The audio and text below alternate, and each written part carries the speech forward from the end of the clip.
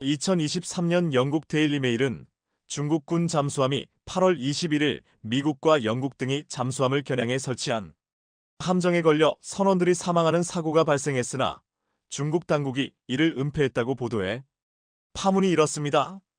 중국 잠수함은 산둥 지역 근처에서 미국과 동맹국 잠수함을 잡기 위해 자국군이 설치한 H해저 방어 시설인 체인과 앵커 장애물에 부딪혔고, 이 때문에 잠수함이 망가져서 수리하고 수면으로 올리는데 6시간이 걸렸고, 산소 시스템이 고장나면서 승무원들이 저산소증으로 숨졌다는 것이었습니다.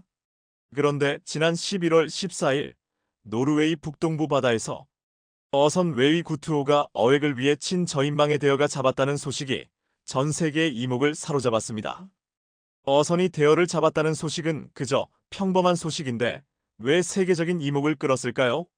미 핵잠수함이 대망신당하는 황당한 상황이 발생했다고 하는데요. 오죽하면 중국과 동급이라는 소리가 나올 정도입니다.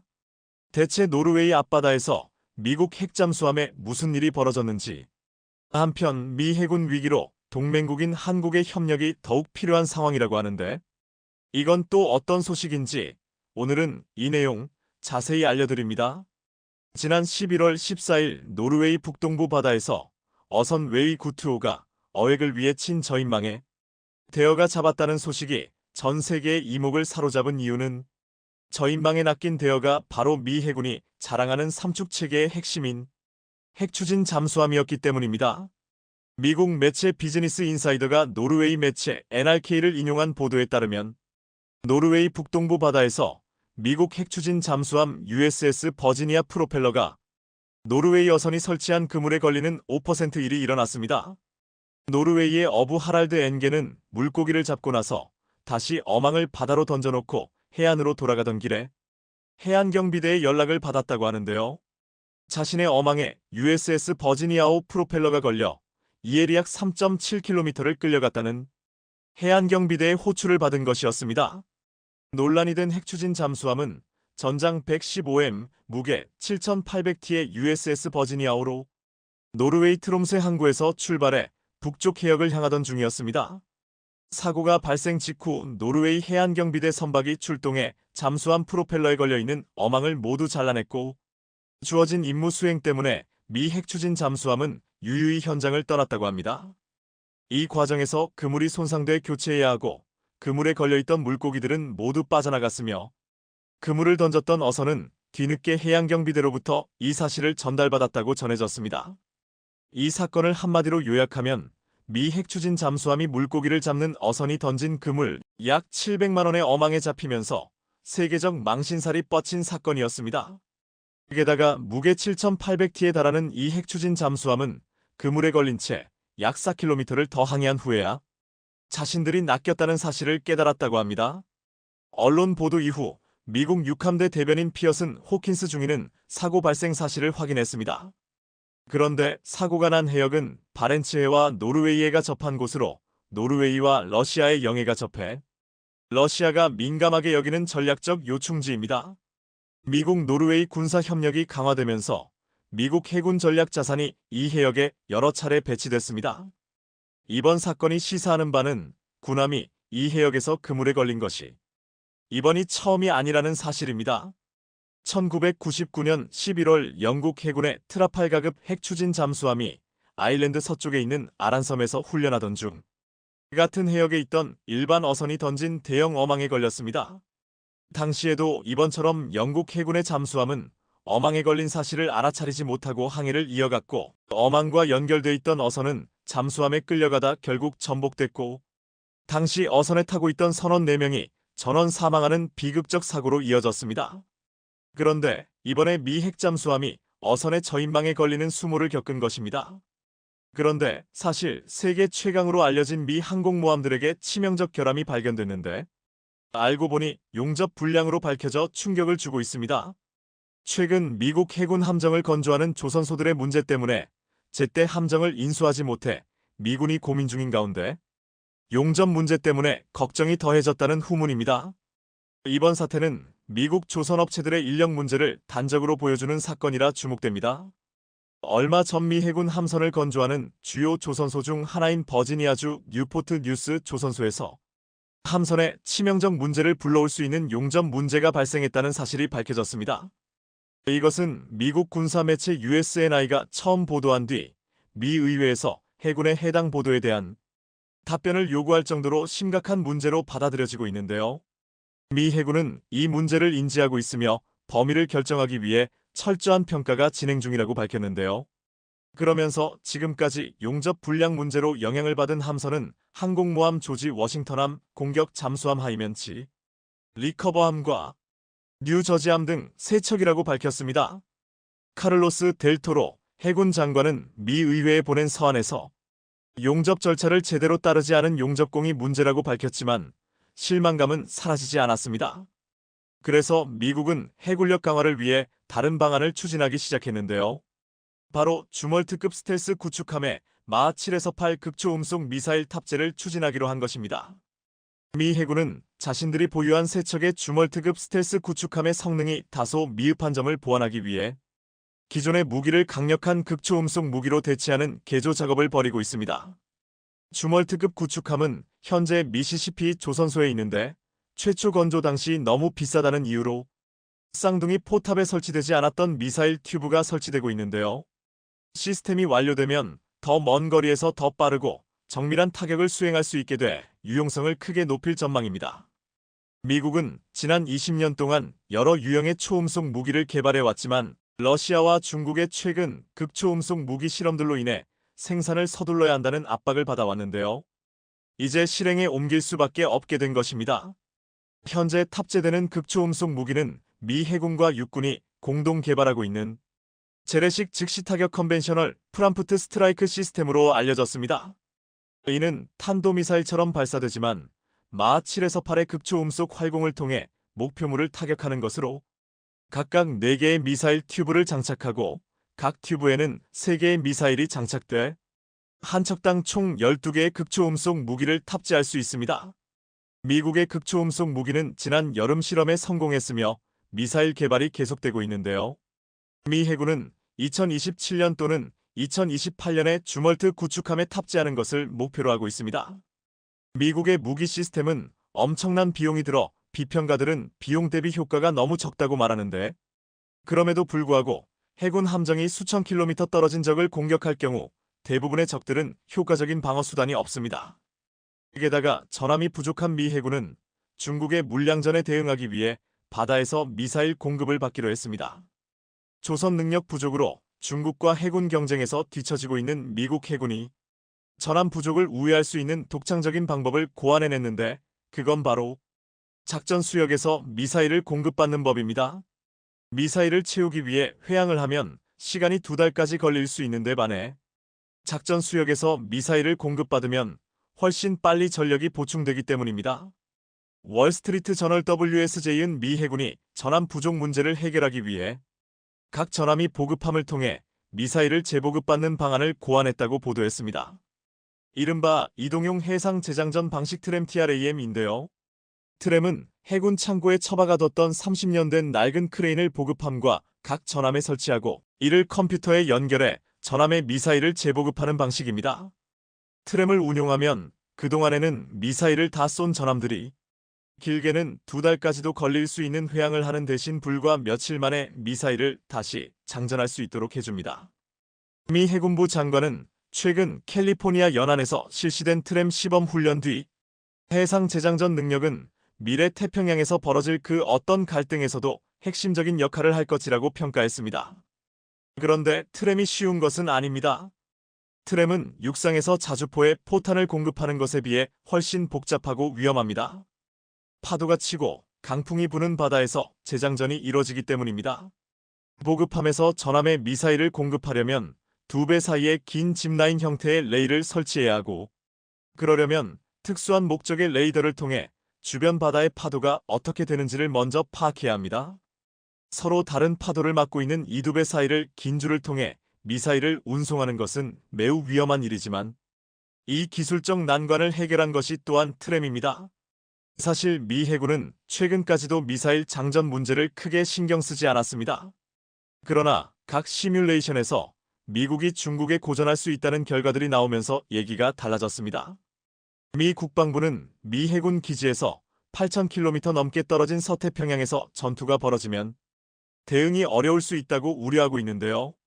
구축함, 순양함을 비롯해 각종 전함들은 유사시 수일, 어쩌면 수시간 안에 보유한 미사일을 다 쏴버릴 수 있습니다. 미사일을 다 쏜 전함은 재장전을 위해 기지로 귀환해야 합니다. 하와이나 캘리포니아 기지로 귀환할 경우 길게는 2달까지도 걸립니다. 가까운 일본 요코스카항은 유사시 중국의 공격으로 사용 불가능해질 가능성이 높습니다. 다른 대안은 호주 다원항이지만 남중국해에서 다원항까지는 정상적인 조건에서도 4일 반이나 걸립니다. 전함이 중국을 압도할 정도로 많으면 문제될 것이 없지만 미국은 점점 전함 수에서 중국에 밀리고 있고 전함 건조 속도는 더더 그 간격이 벌어지는 터라 대안이 필요해졌고 그래서 찾은 대안이 바로 트램입니다. 한편 물량면으로 중국의 해군 전력이 밀리기 시작하고 있는 미국은 극초음속 미사일을 최신 전함인 주멀트급 구축함에 우선적으로 배치하기로 했는데요. 또한 중국을 상대하기 위해 동맹국과의 협력을 강화하는 방안도 추진하고 있습니다. 그래서 미국도 한국에 협력 요청을 하고 있는 것입니다. 사실 세계 최강이던 미국 조선업과 해군이 무너지고 있는 지금의 이 상황은 한국 조선업에는 기회이며 그래서 트럼프 당선인이 한국의 선박에 관해 협력을 하자며 먼저 손을 내민 것인데요. 트럼프까지 한국에 손을 내미는 이유는 중국 때문입니다. 해전의 승리는 함정 숫자가 좌우합니다. 미국 해군연구소의 월간지 프로시딩스 2023년 1월호에 실린 기고문 더 큰 함대가 이긴다 비거 FLETSWIN을 보면 저자는 소수의 고품질 함대를 가진 쪽보다 더 많은 함선을 보유한 쪽이 거의 이긴다. 역사적으로 28개의 해전에서 25번 승리했다. 분석하고 있습니다. 초기 손실 후에도 신속히 대체할 예비 함대가 있고 더 많은 정찰 자산을 통해 적을 효과적으로 감지하고 대응할 수 있기 때문입니다. 중국 해군 함선은 2030년까지 460척에 이를 것으로 예상되며 반면 미국 해군은 260척으로 축소될 가능성이 있습니다. 대규모 함대의 부재는 장기 분쟁에서 치명적인 위험으로 이어질 수 있다는 경고가 나오면서 미국은 다급히 한국의 조선 능력을 주시하기 시작했던 것입니다. 그리고 이때 우리 해군의 주먹으로 불리는 정조대왕함이 내주 인도될 예정입니다. 북한 탄도미사일 탐지 추적은 물론 요격까지 가능해 해군의 주먹이라 불리는 정조대왕함의 키를 곧 해군이 잡게 됩니다. 정조대왕함은 경하 배수량 8,200TU로 해군이 보유한 구축함 가운데 배수량이 가장 크면서도 최대 속력은 시속 30노트 약 55km에 달하고 기존 해군 이지스 구축함들과 달리 탐지 추적 요격이 가능합니다. 또한 정조대왕함의 핵심은 SM-3함대공 미사일이 탑재되어 있다는 점입니다. 정조대왕급 이전의 구축함인 세종대왕급 구축함은 SM-2함대공 미사일을 탑재했는데 이제 SM-3가 탑재됨에 따라 SM-3 일부 버전 블록 2어형의 경우 요격 고도가 1,000km를 넘어 ICBM을 요격하는 무기이다 보니 한반도 전구방어 시어터 디펜스가 가능해질 것으로 기대하고 있습니다. 북한 탄도미사일을 한반도 작전 해역 어디에서든 더 높은 고도에서 요격할 기회가 생긴다는 뜻입니다. 정조대왕함으로 인해 한국군은 이제 지상의 패트리엇, 사드 천궁M SAM 등이 적 탄도미사일을 종말 단계에서 방어하는 체계로 구성됐습니다. 최근 중국 인민해방군 해군이 잠수함 부대 창설 70주년을 기념해 신형 잠수함을 공개했다고 관영 매체들이 보도했습니다. 중국은 신형 잠수함을 공개하면서 유난히 향상된 스텔스 기능과 함께 작전 수행 능력을 갖췄다 고 자화자찬했는데요. 신형 잠수함의 공식 명칭이나 성능 등 구체적인 정보를 공개하지는 않았지만 군사 전문가들은 이번에 공개한 잠수함을 면밀히 살펴본 직후 이 잠수함이 기존 잠수함들과 눈에 띄게 다른 점이 있는데 그건 바로 상부 돛부분의 각진 형태가 특징이라고 했습니다. 중국의 신형 잠수함은 과거 외신에서 타이프 39C라고 이름 붙인 잠수함과 같은 기종으로 공기 불요 추진 체계 AIP 기술을 사용하고 있으며 특히 독특한 모양의 돛은 적의 능동형 음향 탐지기 액티브 소나에 노출되는 것을 막아 생존력을 높이기 위한 것으로 분석되고 있습니다. 한 중국 군사 전문가는 중국 해군이 공개한 영상과 CCTV 보도를 볼 때 이 잠수함이 이미 작전 수행 단계에 도달했을 가능성이 있다고 추정했습니다. 스텔스 기능을 강화했고 각진 도치로 탐지 회피 기능을 갖고 있다. 중국이 잠수함에 이렇게 유난히 스텔스 기능을 강조하는 이유가 있습니다. 잠수함은 은밀하게 작전을 수행할 수 있는 능력이 핵심입니다. 탐지되는 순간 잠수함의 생명은 끝난 것이니까 말입니다. 하지만 최근 중국 핵잠수함은 대만 어부에게 탐지될 정도로 완성도가 낮았습니다. 그래서 그렇게 스텔스 기능을 강조하는 것으로 보이는데요. 그러나 과연 스텔스 기능이 제대로 작동을 하고 있는 건지는 의문입니다. 최근에도 이런 황당한 사건이 있었으니 말입니다. 지난 18일 대만의 한 어민이 대만 해협에서 중국의 핵잠수함이 수면에 떠오른 모습을 포착했습니다. 이 같은 사실이 SNS에 공유되자 은밀한 작전 수행이 생명인 잠수함이 떠올라 어민에게 포착되다니 이걸 과연 핵잠이라고 할 수 있냐며 조롱이 쇄도했습니다. 대만 언론들은 지난 18일 대만 서해안에서 약 200km 떨어진 대만 해협에서 한 대만 어선이 촬영한 중국 핵잠수함 사진을 보도했습니다. 보시는 것처럼 진급 탄도미사일 발사 핵잠수함으로 보이는 함선 표면이 수면 위로 떠오른 것을 포착한 것인데요. 군사 전문가들은 얕은 대만 해협에서 수심이 깊어지는 남서부 해안의 전략적 수역은 잠수함이 매복하기에 좋은 곳이라 최근 이 수역이 중국 대만 미국군의 핫스팟이 되고 있다고 말합니다. 그런데 핵잠수함은 한 번에 수중에서 수개월간 활동할 수 있으며 탄도미사일 잠수함 비밀 임무는 거의 수면으로 떠오르지 않는다는 게 정설입니다. 하지만 어떻게 중국의 이 잠수함은 중요한 임무 중에 이렇게 대만 해협에서 떠오른 것일까요? 전문가들은 이날 사고가 오작동으로 잠수함이 수면으로 떠오를 수밖에 없었던 어떤 이유가 있었을 것이라고 분석합니다. 최근 중국은 대만 해협 중간선이나 대만 서남부 방공식별 구역 ADIG로 거의 매일 군용기와 군함을 보내 무력 시위를 펼치고 있습니다. 특히 지난달 20일 친미독립 성향 라이칭더 총통이 취임하자 취임 사흘 만인 23일 6해 공로켓군 합동으로 대만 본섬의 사방을 포위하는 군사훈련을 진행하며 대만을 위협했습니다. 그런데 이렇게 잠수함이 오작동으로 수면에 떠오르고 말았으니 중국 입장에서는 무안할 수밖에 없었습니다. 그런데 앞으로 중국 잠수함은 적어도 서해에서의 작전은 어려울 듯합니다.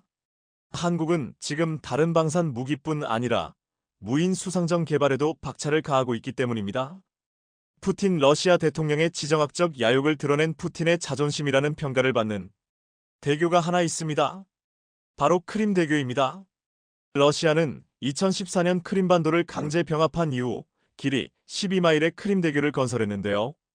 크림 대교는 크림반도와 러시아 본토를 연결해 전략적으로 중요한 위치에 있어 우크라이나 전쟁 이후 러시아군의 핵심 보급로 역할을 해왔습니다.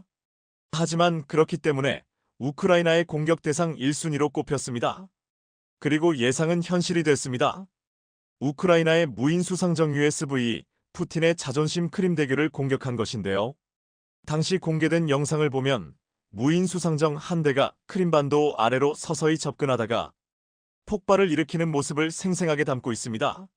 무인 수상정에는 최대 850kg의 폭발물을 싣고 있었던 것으로 알려졌는데요. 자폭 보트형 무인 수상정은 러시아 흑해 함대의 본거지인 크림반도 세바스토폴을 공습할 때 사용된 적이 있었습니다. 이 사건으로 무인 수상정에 대한 각국의 관심이 높아지고 개발에 적극 나서기 시작했는데요. 무엇보다 현대전장에서 가격 대비 엄청난 공격력으로 가성비가 돋보이면서 세계 여러 나라가 무인 수상정 개발에 전력을 다하고 있습니다. 우크라이나의 무인 수상정은 한 대당 가격은 25만 달러로 알려졌는데 함정이나 잠수함에서 발사하는 토마호크 순항 미사일이 대당 200만 달러가 넘는 것을 감안하면 무인 수상정은 훨씬 더 저렴한 비용으로 훨씬 더 효과적으로 작전을 수행할 수 있기 때문입니다. 한국도 이미 무인 수상정 개발에 뛰어들어 LIGNX1과 하나시스템이 이 분야에서도 선의의 경쟁을 벌이고 있습니다. 우리 해군은 방위사업청을 통해 정찰용 무인 수상정 체계 설계 사업을 공고했는데요. 이 사업을 선점하기 위해 방산 라이벌인 두 회사 LIGNX1은 해검 시리즈를 하나시스템은 해령 체계를 내세워 공략에 나서고 있습니다. 먼저 니진X1의 해검 시리즈는 자율주행이 가능하고 과제별 목표에 따라 감시 정찰 기능 강화, 무장 기능을 추가했고 유무인 복합 기능 등을 확대했습니다. LI진X1의 해검 시리즈 중 이번 입찰에 참여할 것으로 예상되는 해검2는 수상수 중 정찰용 무인 수상정으로 강한 조류에서도 기뢰나 착저 잠수함까지 포착할 수 있습니다.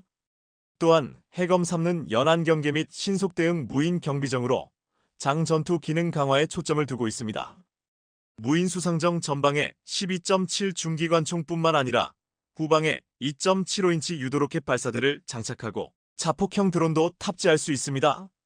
반면 한국에서 무인 수상정 연구 개발을 가장 먼저 시작한 한화는 2024년 4월 무인 수상정 해령의 실물을 처음으로 공개했습니다. 이때까지만 해도 아직 완성도가 낮은 시제품이라는 분석이 많았습니다.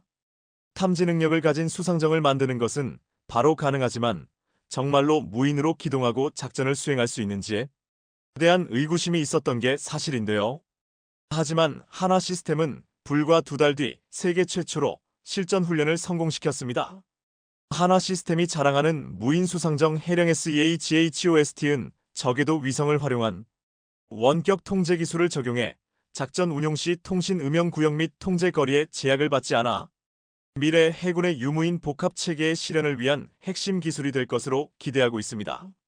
전장 12M, 중량 14T의 해령 시 GHOST는 탑재된 무인 수상정 및 드론과의 협업으로 수색 및 감시 정찰 능력을 입체적으로 수행할 수 있으며 국내 최초로 주변의 해상 상태를 인식해 최적의 안전 운항을 수행하게 하는 파랑회피 자율운항 기술이 적용된 것으로 유명합니다. 위성과 연결된 무인 수상정을 잘 활용하면 북한, 중국의 잠수함 탐지는 물론이며 중국 불법 어선 단속에도 엄청난 활약을 할 것으로 예상됩니다. 한국의 방산 라이벌 LI진X1과 한화 시스템이 이번 방위사업청의 무인 수상정 수주전에 사활을 거는 이유는 해외 수출 때문입니다.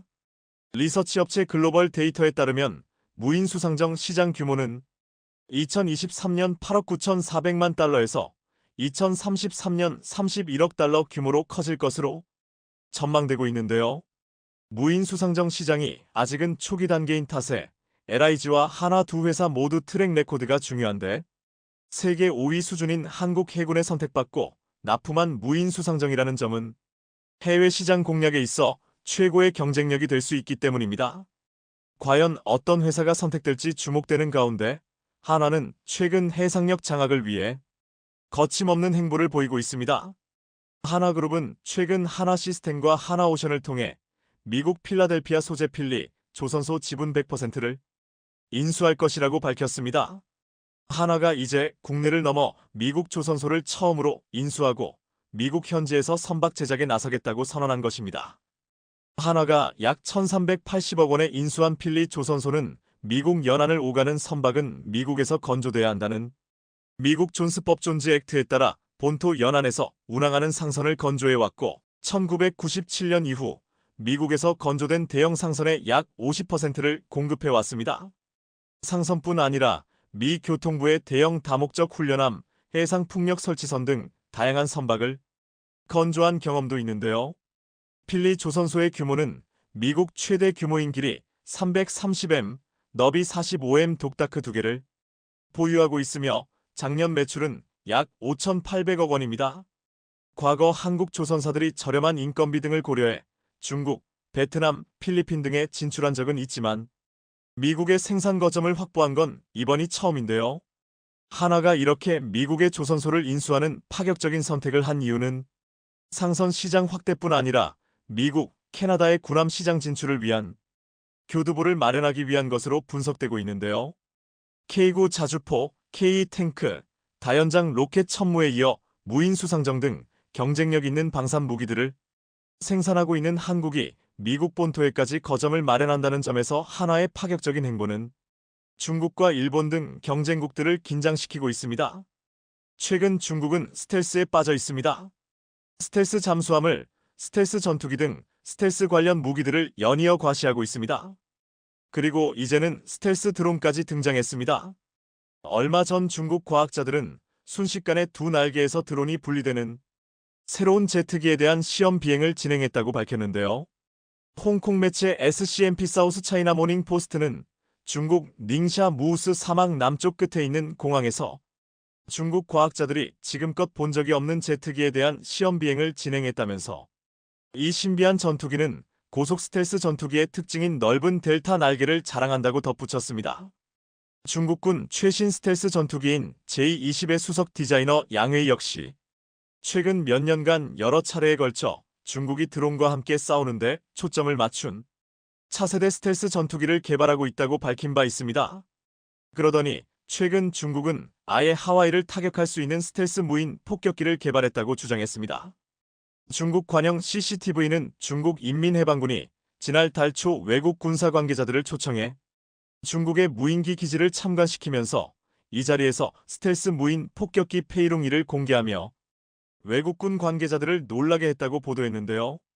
중국 매체들은 페이룽2가 스텔스 기능을 갖춘 만큼 무인 폭격기로도 사용될 수 있고 양산체제를 통해 스텔스 무인 폭격기 편대를 꾸리기도 용이하다고 홍보했습니다. 특히 페이룽2의 최대 항로거리가 7,000km에 달한다고 자랑했는데 이는 하와이와 괌을 작전 반경으로 하고 있다는 경고였습니다.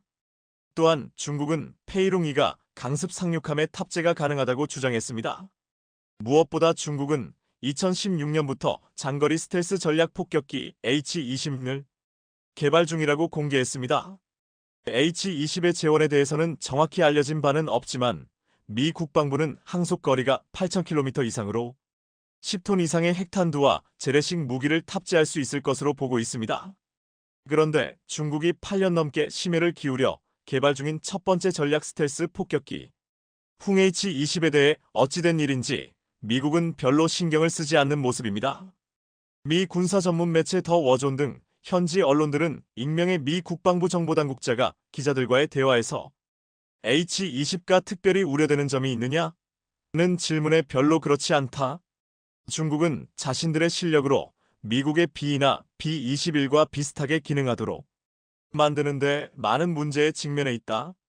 H-20가 어떻게 나오든 미국의 설계에 미치지 못할 것이라 확신한다. H-20의 시스템 디자인을 보면 새로 출시되는 미국의 스텔스 폭격기는 물론 현 기종보다도 좋지 않아 보인다라고 밝혔습니다. 한마디로 중국의 전략 스텔스 폭격기 제작 기술이 미국보다 한참 뒤떨어져 있으며 실제 개발돼도 큰 위협이 되지 않을 것이라고 말한 겁니다. 하지만 미 군사 전문가들은 왜 중국산 스텔스를 왜 이렇게 평가절하하고 있는 것일까요? 이러한 자신감에도 충분한 근거가 있습니다. 작년 8월 미국 정부는 대만에 5억 달러 규모의 F-16 전투기용 적외선 탐색 추적 장비 IRST를 판매했다고 발표했습니다. 중국은 이 발표가 나온 다음 날 전투기와 전폭기, 조기 경보기, 무인기 등을 대거 대만 해협에 보내 한바탕 무력 시위를 벌였는데요. 그러면서 강경한 어조로 미국의 무기 판매 취소를 요구하고 나섰습니다. 중국이 이렇게 민감하게 반응한 이유는 무엇일까요? 그건 바로 F-16에 장착되는 IRST 적외선 탐색 추적 장비가 중국 스텔스 전투기 J-20을 탐지할 수 있기 때문입니다. 중국은 그동안 수시로 J-20을 대만 해협에 출동시켰고 J-22 대만을 내려다보는 화면을 여러 차례 공개했습니다. 대만 방공 레이더가 J-20을 탐지할 수 없다는 점을 부각해 대만 공군의 사기를 꺾어놓겠다는 인지전 카그니티브 워 전술을 펼친 것입니다. 여기에 대응하기 위해 미국은 대만에 적외선 탐색 추적 장비를 판매하기로 승인한 것인데요. 현재 대만 공군은 구형 F-16AB를 개량한 최신형 F-16V-64대를 실전 배치했습니다. 그런데 이 전투기들이 미국에서 구매한 IRST를 장착하게 된다면 어떻게 될까요? 앞으로 대만은 중국의 J-20이나 소형 무인기 등을 포착할 수 있는 것은 물론이고 유사시 중거리 공대공 미사일로 공격하는 것도 가능해집니다. 사실상 중국군 최신형 전투기의 스텔스 기능이 무용지물이 된 것입니다. 이 때문에 그렇게 중국이 발끈하고 나선 건데요. 미국이 판매하는 IRST 기종이 록히드 마틴의 최신 모델인 IRST-21일 것이라는 관측이 나오고 있습니다. 미 공군은 2021년 이 추적 장비로 목표물을 포착해 AIM-120 암람 공대공 미사일로 공격하는 시험에 성공했다고 합니다. F-35와 F-22, F-18 등에도 장착되는 장비입니다. 네트워킹 기능이 있어서 주변 다른 전투기나 호위기 등과 표적 정보를 주고받는 것도 가능합니다. 전투기는 주로 레이더를 통해 공중과 해상, 지상의 목표물을 포착하고 추적합니다. 하지만 레이더파를 발사하게 되면 아군 전투기 위치도 상대에게 노출하게 됩니다. 그러나 IRST는 레이더와 달리 외부에서 나오는 적외선 신호를 수동적으로 수집합니다. 스스로 신호를 내보내지 않는 만큼 위치 추적 사실을 숨길 수 있습니다. 또 레이더와 달리 전자전 교란에도 영향을 받지 않습니다. 스텔스기는 레이더에 노출되는 기체 면적을 최소화해 위치를 숨길 수 있습니다. 하지만 엔진 배기구 등에서 나오는 열까지 완전히 제거할 수는 없습니다. 이 엔진 배기열 등을 통해 상대편 전투기를 포착하는 장비가 바로 IRST입니다. 특히 미국이 대만에 제공할 것으로 예상되는 IRST-21은 탐지거리가 70에서 80km로 원거리에서 J-20을 포착해 공대공 미사일로 공격할 수 있다고 합니다. 미국은 사실 중국을 의식해 그동안 대만에 대한 최신식 전투기와 장비 판매는 꺼려왔는데요. 워낙 군사력 차이가 큰 만큼 정면 대결보다는 중국군의 대만 상륙 저지에 유용한 대한미사일 등 비대칭 무기를 대량 비축할 것을 권고해왔습니다. 그랬던 미국이 IRST를 공급하는 쪽으로 입장을 바꾼 건 유사시 대만 공군 전력을 최대한 활용하겠다는 의도로 보입니다. 환구시보의 영문판인 글로벌타임스는 중국 전문가를 인용해 이렇게 말했습니다. 4.5세대 전투기인 F-16B가 최신 IRST를 장착해도 5세대 스텔스 전투기인 J-20의 상대는 될 수 없다. 하지만 스텔스기가 적외선 방출을 줄일 수는 있지만 완전히 없앨 수는 없다. IRST는 이열 신호를 포착해 목표물을 추적한다. 중국 언론들조차 이례적으로 중국 J-22 IRST에 포착될 수 있다는 사실을 인정한 겁니다. 결국 중국산 스텔스는 이제 미국이 보낸 IRST의 제약은 물론 한국과 마주보는 서해에서도 제 역할을 할 수가 없습니다. 한국이 서해의 방공망 강화를 위해 한국판 아이언돔을 더 촘촘히 하는 계획을 본격화하고 있기 때문입니다. 한국은 이미 지난해 5월 30일 국방과학연구소가 독자 개발 중인 장거리지 대공유도 무기 SAM의 탄도탄 요격 시험에 성공했습니다. 또한 지난 5월 장거리지 대공유도 무기 SAM-2 고고도요격 유도탄 사업과 중거리지 대공유도 무기 SAM 블라크 3 사업 체계 개발 기본 계획을 심의 의결했습니다. 이번 사업을 통해 현재 50에서 60km인 LSAM의 요격 고도를 약 100km로 늘린 한국판 사드를 개발할 방침입니다. 또 천궁3도 요격 고도를 천궁 220에서 40km의 2배로 확대하고 교전 능력도 향상시킬 계획입니다. LSAM과 천궁3 모두 요격 고도가 100km에 가까워집니다. 지상에서 공중의 적 탄도탄이나 비행체를 요격하는 등 방어 체계가 상당히 강화될 것으로 예상됩니다. 이미 한국산 무기들은 세계 최고 수준까지 올라와 있기 때문에 수출은 자연스럽게 따라옵니다. 특히 한국형 패트리엇으로 불리는 천궁는 지상에서 공중의 적 탄도탄이나 비행체를 요격하는 무기 체계로 최근 들어 중동에서 문의가 급증하고 있는데요. 현재 LIGNX 원하나 시스템 하나 에어로스페이스 등 국내 방산 3사가 협력 개발한 지대공 미사일 천궁과 이라크 수출 협상을 진행 중인 것으로 알려졌습니다. 협상이 완료되면 UAE 아랍에미리트, 사우디아라비아에 이어 중동 지역에서 세 번째 수출이 됩니다. 천궁2가 중동 국가들의 마음을 훔친 이유는 크게 세 가지가 있습니다. 빠른 납기, 현지 맞춤형 개량, 그리고 저렴한 가격. 여기에 한국군이 실제 운용하고 있어 실전 성능도 입증되었다는 점까지 더해져 중동 국가들의 러브콜에 받고 있는 것인데요.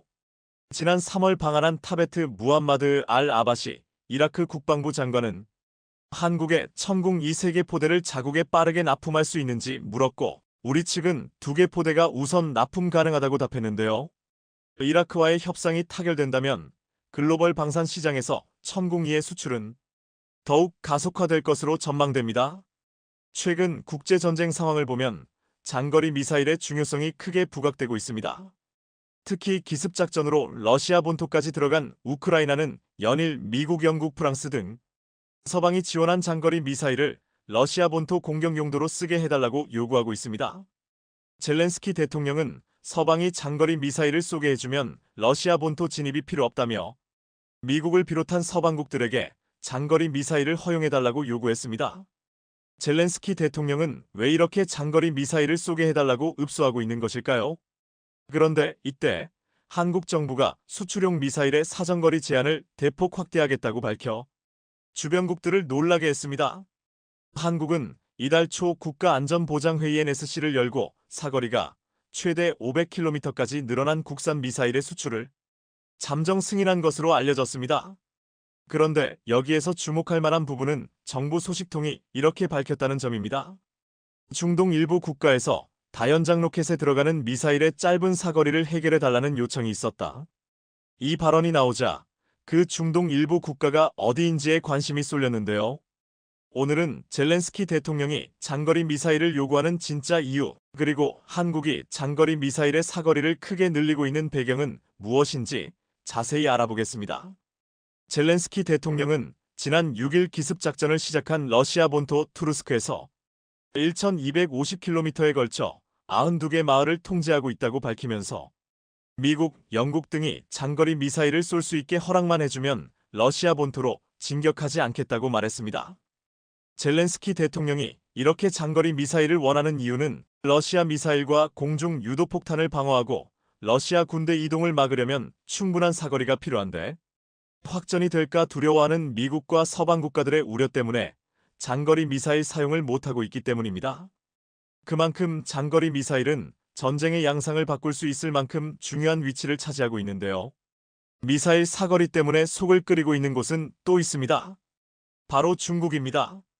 미군이 지난 4월 훈련 참가를 명분으로 필리핀 북부 루손섬에 타이푼 중거리 미사일 포대를 전격 배치하자 중국은 참을 만큼 참았다며 미국의 불만을 폭발시켰습니다. 미국이 훈련이 끝나가는데도 계속 포대를 유지하면서 철수 시점을 공개하지 않자 중국은 이것이 사실상 미국이 필리핀 북부의 중거리 미사일 배치를 영구적으로 하겠다는 의사표시로 보는 것입니다. 또한 중국이 미국의 중거리 미사일 배치에 민감해하는 이유는 타이푼 미사일 포대가 들어선 필리핀 루손섬 북단은 대만 해협에서 불과 400에서 500km밖에 떨어져 있지 않기 때문입니다. 즉, 중국이 대만을 침공했을 때 방어작전 거점이 되는 오키나와 가데나 공군기 지육 100km보다 더 가까운 거리에 있다는 의미입니다. 이러니 중국이 예민하게 반응하는 것인데요. 하지만 중국이 그러거나 말거나 미국은 일절 반응을 보이지 않았습니다.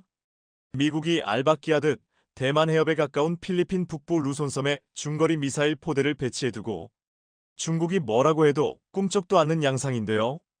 타이푼은 토마호크 순항미사일, SM-6 탄도미사일 등을 육상에서 발사하는 이동식 발사대로 미 군수업체 로키드 마틴이 개발해 작년에 실전 배치했습니다.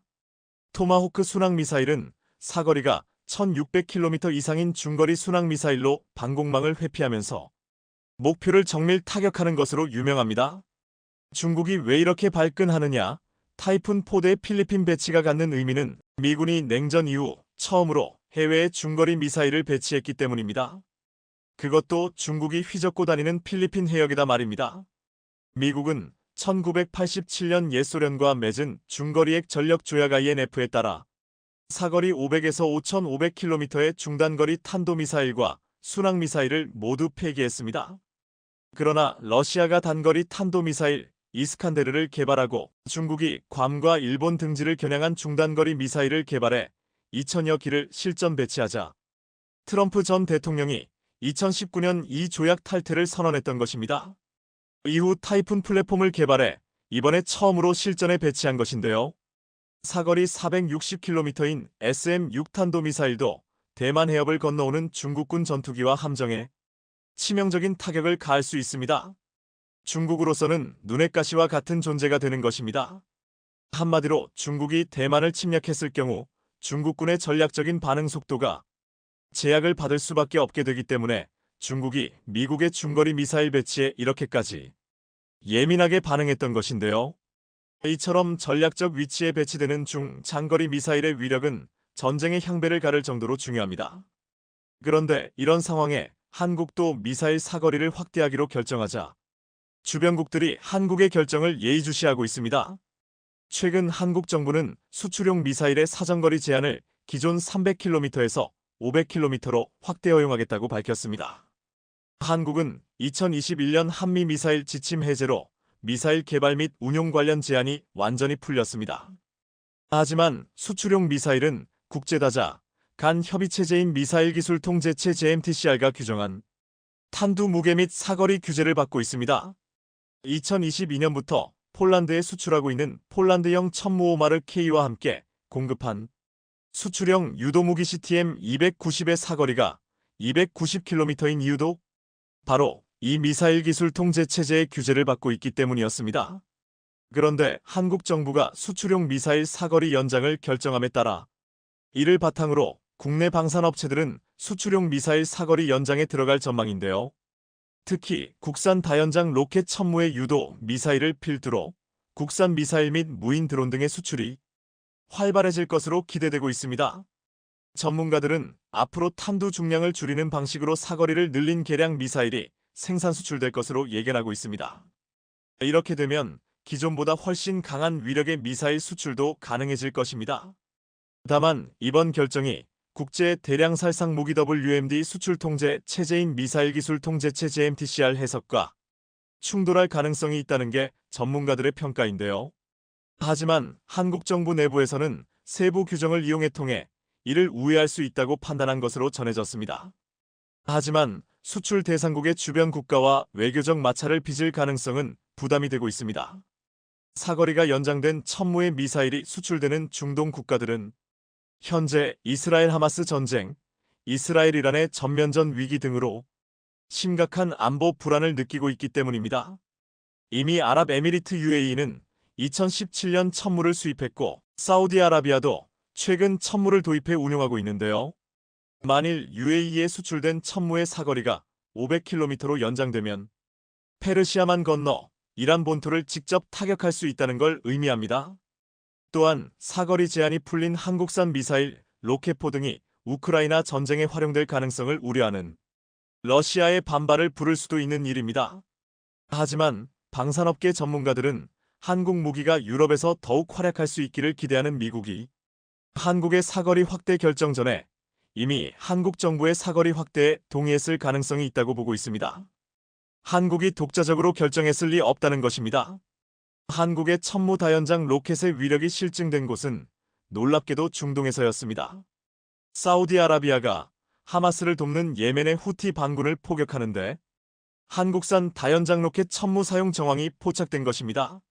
사우디는 가자지구 군사작전이 시작된 이후 예멘 후티 반군이 이스라엘을 향해 발사하는 미사일 드론을 전투기와 지대 공미사일을 동원해 계속 요격하고 있습니다. 예멘 북서쪽을 장악한 후티는 미사일과 드론을 홍해나 사우디 서부 해안 상공을 지나는 경로로 이스라엘에 날려보내고 있습니다. 이 미사일과 드론이 이스라엘에 도달하기도 전 사우디군에 의해 적잖게 격추되고 있습니다. 사우디는 미국과 이스라엘 공군기에도 영공을 개방했습니다. 아랍 세계 강대국으로서 사우디는 같은 이슬람 세력인 팔레스타인을 옹호하며 각종 구호물자를 보내지만 기실 미국과 이스라엘이 수월하게 군사작전을 수행할 수 있도록 돕고 있는 것입니다. 이런 와중에 11월 12일 사우디가 돌연 포병을 동원해 예멘 북부 사다 지역을 포격했습니다. 현지 매체에 따르면 사우디군은 이날 아침 대구경 포탄 수십여 발을 발사해 사다 일대를 집중 포격했습니다. 사우디의 이번 포격은 사다에 배치된 후티 반군의 미사일 드론 부대를 겨냥했던 것으로 보이는데요. 여기서 주목할 것은 사우디가 이곳을 무엇으로 타격했는지 여부입니다. 사우디는 그동안 후티 반군을 공격할 때 전투기 공습을 선호했습니다. 그런데 이번 공격은 공군이 아니라 포병이 수행했고 국경에서 40km 이상 떨어진 지역을 타격했습니다. 사우디 포병이 보유한 무기 가운데 40km 이상 거리를 공격할 수 있는 무기는 두 종류인데요. 미국 M270 MLRS와 한국산 다연장 로켓 K239 천무입니다. 공교롭게도 이번에 포격한 사다를 사정권에 둔 사우디군 포병부대는 남부 국경 인근 나지란 지역에 있는 K239 포대입니다. 이 부대는 사다와 직선거리로 약 70km 떨어져 있어 사격진지 이동 없이도 포격이 가능합니다. 비밀리에 1조 원 규모의 천무를 수입해 일선 부대에 배치한 사우디는 후티와 평화협상을 시작한 4월 예멘 국경에 있는 239부대를 처음 일반에 공개했는데요. 사우디가 수입한 천무는 사거리 45km 무유도탄인 230 로켓과 사거리 80km 유도탄인 239 로켓 두 종류입니다. 사우디가 이번 공격에 천무를 동원한 것으로 추정되는 이유는 후티 반군이 보유한 모든 유형의 포병 무기보다 긴 사거리를 지녀 포격 후 반격을 피할 수 있기 때문이었습니다. 실제로 후티 반군은 이번에 포탄 수십 발을 얻어맞고도 사우디의 별다른 반응을 보이지 않았고 실제로 대응 사격도 하지 못했던 것입니다. 이번 포격이 주목받는 이유는 사우디가 동원한 포병 자산이 정말 천무라면 이번이 천무의 첫 실전 대비가 되는 것이기 때문입니다. 천무는 보병 휴대용 장비인 형궁처럼 쉽게 유통될 수 있는 무기가 아니지만 사우디는 물론 UAE에서도 기존 다연장 로켓 장비를 뛰어넘는 성능과 신뢰성으로 큰 호평을 받고 있는데요. 만약 사우디군의 이번 후티 반군 공격이 실제로 천무로 이뤄진 것이라면 성공적인 실전 대비로 형궁처럼 입소문을 타 추가 수출이 성사될 가능성이 큽니다. 천무는 MLRS보다 기동성이 우수하고 하이마스보다 다양한 탄약을 더 많이 운용할 수 있습니다. 자동화된 사격 통제 장치를 갖춰 발사 준비 시간과 사격 후 진지 이탈 소요 시간도 짧습니다. 다연장 로켓으로 치고 빠지는 전술을 구사할 수 있다는 장점이 있습니다. 더구나 폴란드 수출 사례에서 증명된 것처럼 천무는 MLRS나 하이마스보다 우수한 데다 가격이 저렴하고 납기도 빠릅니다. 이번에 장거리 미사일 사거리 연장 결정을 발표하면서 한국 정부 소식통이 중동 일부 국가에서 다연장 로켓에 들어가는 미사일의 짧은 사거리를 해결해달라는 요청이 있었다 고 발언하자 한국의 대표적 국산 다연장 로켓인 천무를 수입하려고 한국과 접촉 중인 나라가 어디인가에 쏠렸는데요. 방산무기 협상의 특성상 계약이 확정되기 전에는 비밀 유지가 필수라 아직 공식적으로 공개되지는 않았습니다. 중동 국가 이외에도 최근에 천무에 적극적인 관심을 보이고 있는 나라 중에는 말레이시아도 있습니다. 최근 말레이시아 국방장관은 한화에어로스페이스와 만나 노후화된 다연장 로켓 교체를 앞두고 천무 구매를 모색하고 있으며 도입이 유력한 상황입니다. 게다가 장갑차 K200의 성능 개량 사업 협력도 한국과 협력하길 원하는 것으로 알려졌습니다. 사거리 연장이라는 기회를 만난 한국의 다연장 로켓 천무의 추가 수출 소식을 기다려봅니다. 폴란드 탱크에 우크라이나 국기가 무엇을 의미하는 걸까요? 폴란드 국군의 날을 맞아 지난 8월 15일 거대한 군사 퍼레이드가 열렸습니다. 이날 폴란드의 수많은 관중들은 이 퍼레이드를 보기 위해 더운 날씨에도 몰려들었는데 이 행사는 국가 차원의 축제이자 가장 큰 행사로 치러졌습니다. 1920년 8월 비스툴라강의 기적이라 불리는 바르샤바 전투는 현대사에서 가장 중요한 전투 중 하나로 소련의 서부 진격을 막고 유럽 정복 계획을 좌절시켰다고 했습니다.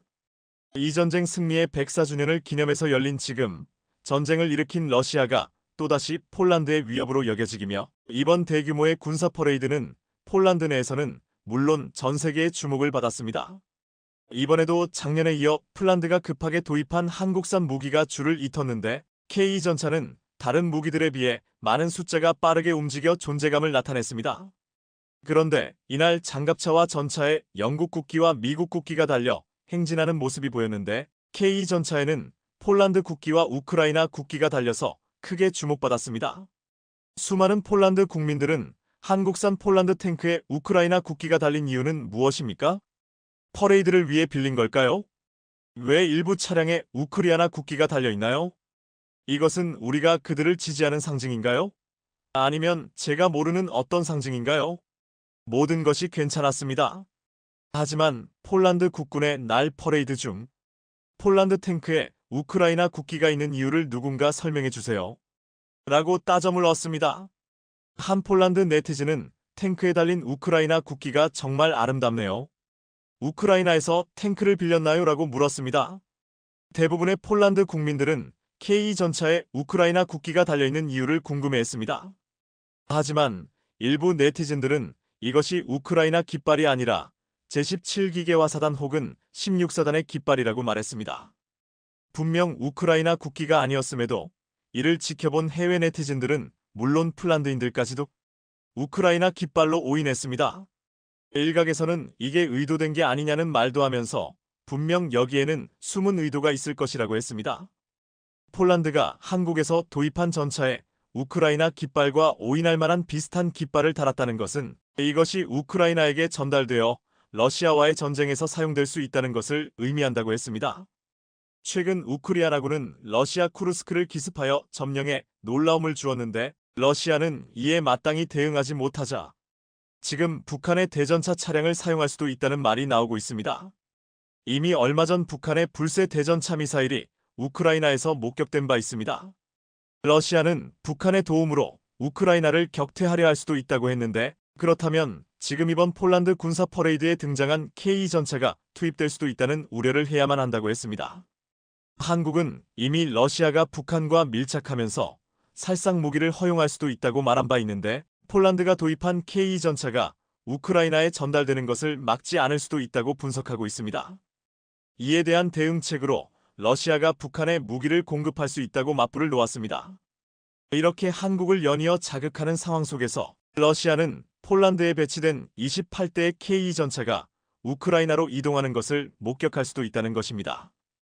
이번 폴란드 군사 퍼레이드를 보고서 폴란드인들은 지난 5월에 모스크바에서 펼쳐진 러시아 전승절 기념 열병식과 비교했습니다. 러시아 국방부는 각종 무기 75종이 동원된다고 밝혔으나 실제 61종만 선보여 과거에 비해 쪼그라든 모습을 보였고 무엇보다 작년에 이어 2년 연속으로 전차가 다닐 때만 등장했습니다. 또한 열병식의 병사가 아닌 생도가 주로 참가해 병력 부족까지 여실히 드러냈습니다.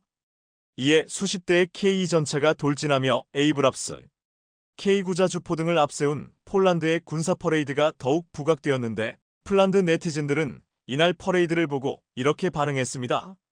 마지막에 파괴된 러시아 장비의 멋진 기둥을 놓치면 안 된다. 러시아는 영국 전차가 이미 그들의 갑옷과 장비를 대부분 파괴했기 때문에 연례 군사 퍼레이드가 엉망진창이 된 것에 화가 났을 것이다. 다음 모스크바 퍼레이드에서는 1차 세계대전 장비가 선보일 예정이다. 이 시점에서 다음 모스크바 퍼레이드는 우크라이나 군대가 주도할지 궁금하네요.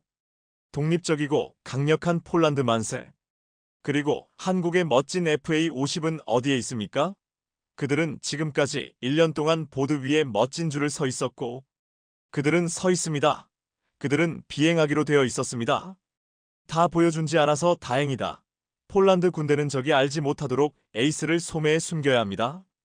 이번에 K 전차와 K9자 주포에 이어 K239천무의 폴란드 버전 호마르K가 처음으로 등장했는데 일부 폴란드 네티즌들은 왜 FA-50은 나오지 말았냐고 따져 물었습니다.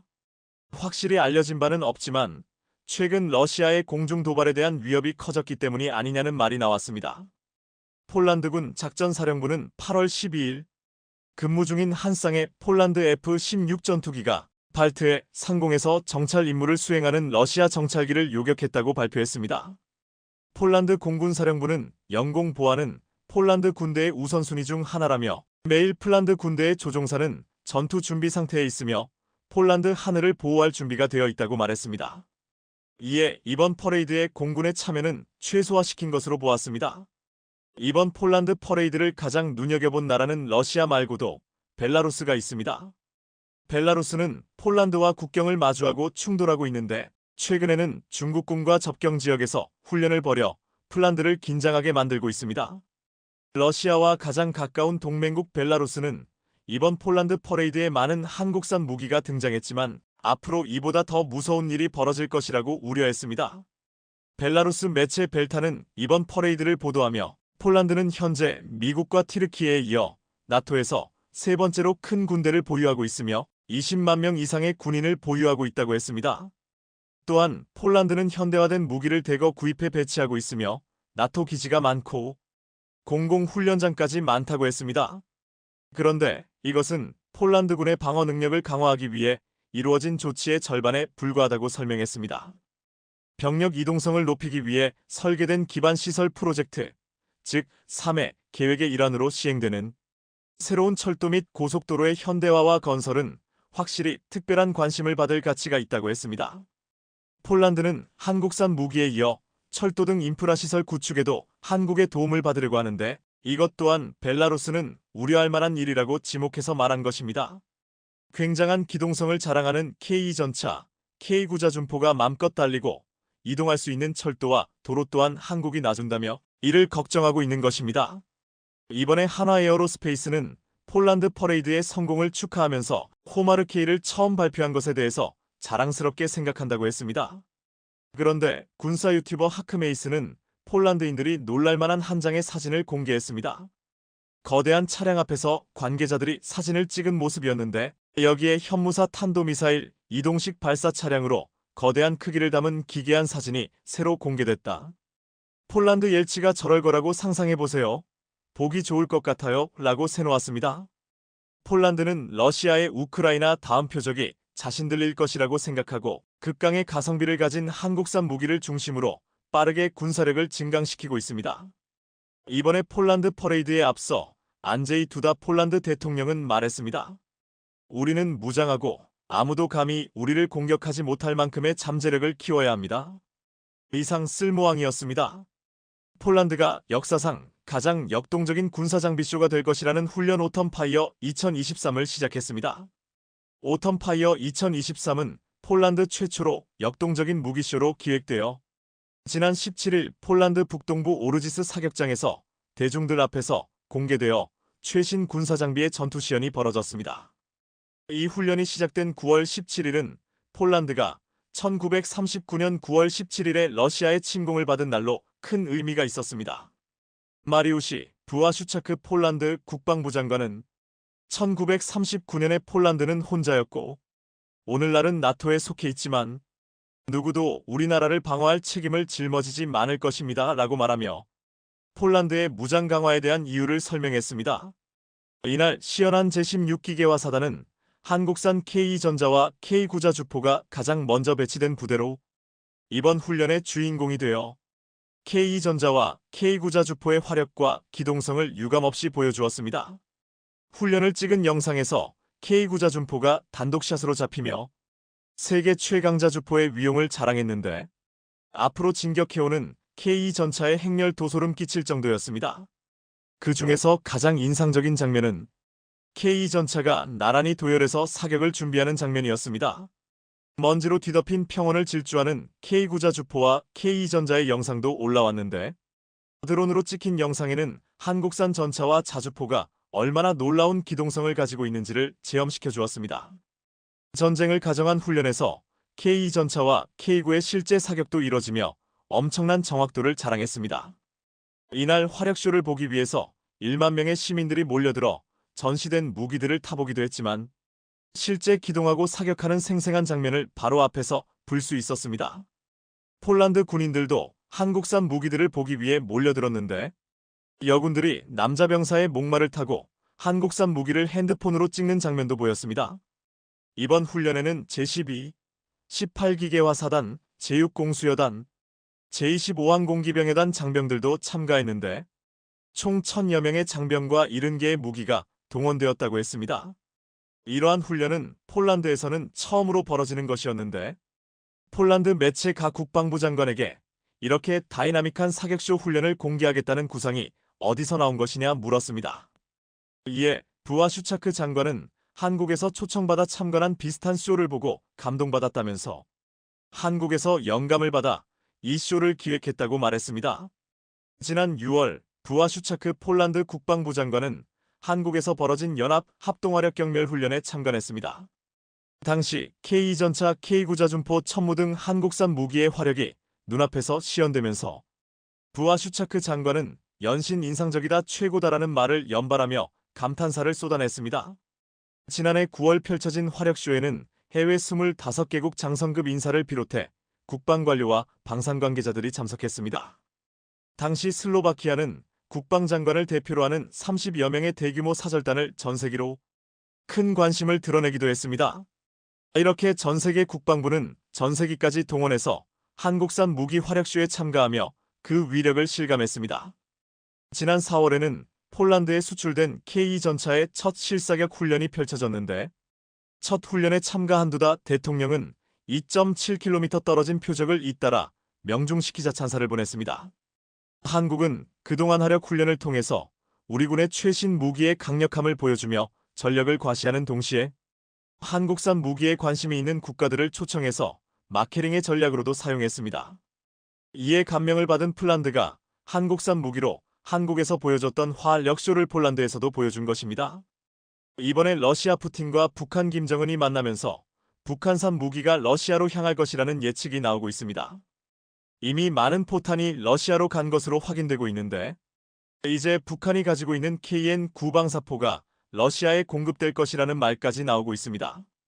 이 방사포는 최대 사거리 200km로 자체 로켓 유도 시스템까지 갖추고 있어 미사일급으로 평가된다고 했습니다.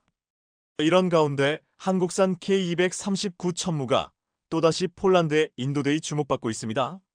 지난 15일 천무 발사대 11대가 폴란드 그더니아 항구에서 인도되는 장면이 보도되었습니다. 천무는 하이마르에 비하면 2배의 화력으로 최대 사거리 290km를 자랑하는데 이번에 북한이 준다는 KN-9의 압도적인 무기로 평가받고 있습니다. 폴란드에서는 K239 천무가 또다시 빠르게 인도되는 것에 크게 고무되어 올해 안에 18사단의 천문가 배치되기를 바란다는 말이 나오고 있습니다. 현재 한국과 폴란드는 방산 2차 계약을 놓고서 협의를 하고 있는데 지난 15일 폴란드 매체 디펜스24는 국영방산기업 PGG가 KEPL 전차와 K9PL 곡사포에 관해서는 컨소시엄 형태로 경영계약을 체결할 예정이다. 컨소시엄의 예비 조건은 이미 합의됐고 이제 군수부는 기대치를 제시해야 한다고 말했습니다. 앞으로 발주청인 폴란드 군수청이 구체적인 구성 시간 및 공식을 결정하면 실제로 대규모의 2차 계약이 완성된다는 것입니다. 폴란드는 이번 계약을 통해 유럽 최대 군사 강국을 꿈꾸고 있습니다.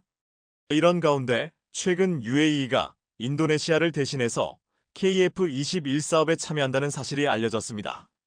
전 세계 언론들은 이를 대서특필하며 항공기 시장에 해기될 한국산 전투기를 집중 조명하고 있습니다.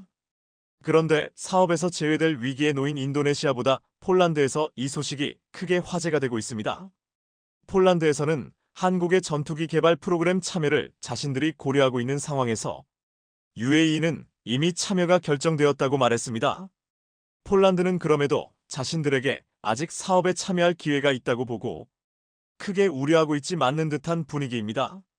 오히려 자신들이 선택했던 한국산 전투기 FA-50에 이어 KF-21 개발이 순항하고 있고 UAE 등 중동 국가들로부터 인정받았다는 것에 크게 고무되어 있습니다. 한국산 무기를 대거 도입한 폴란드는 최초 유럽에서 무모한 행동이라는 말을 들었습니다. 하지만 이제 폴란드의 선택은 그들에게서 부러움을 사고 있습니다.